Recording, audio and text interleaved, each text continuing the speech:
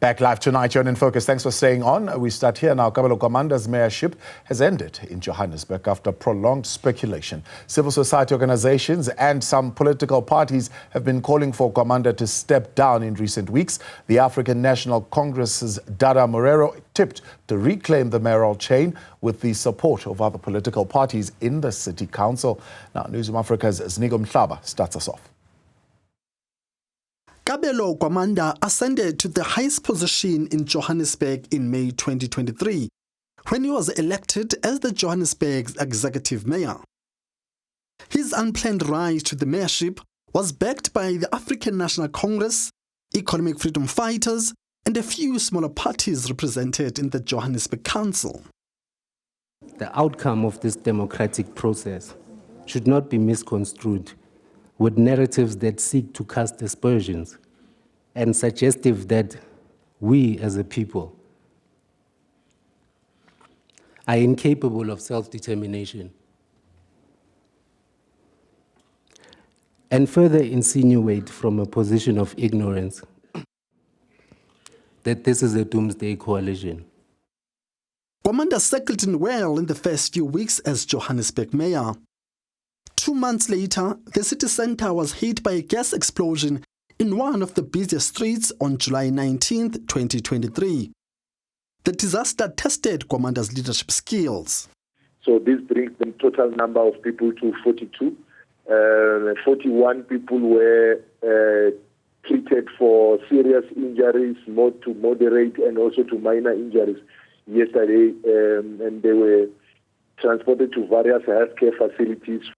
A year later, the street has still not been fixed. There's no progress indicating that there's any work being done. From an aerial position, the area has only been cleaned and no construction tools can be seen on site.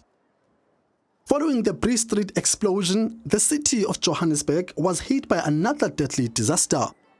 The Ziniko building fire in Marshalltown claimed 75 lives.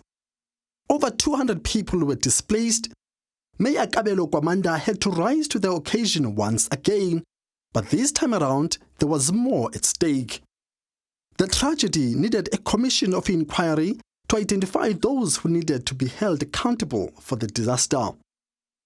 The Kabelo Commission found that the city of Johannesburg and its property entity, the Johannesburg Property Company, needed to be held accountable.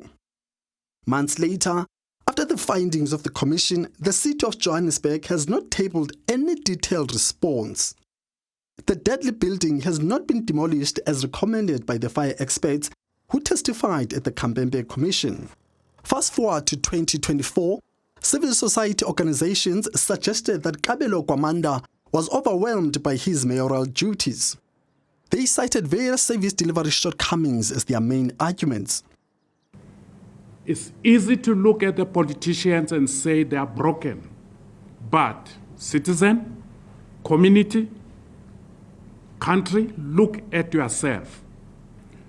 Because if we took ourselves seriously, we'll have no Gwamanda being a mayor of this city. The political support Gwamanda enjoyed changed in recent weeks. Action SA and the African National Congress were the chief campaigners for Gwamanda's removal as executive mayor. Senior ANC leaders and top government officials have identified local government as a strategic power base following the May general elections. The ANC, which backed Gwamanda fully, has now decided to field its own candidate. The change in attitude towards Gwamanda was fully endorsed by the party's National Executive Committee.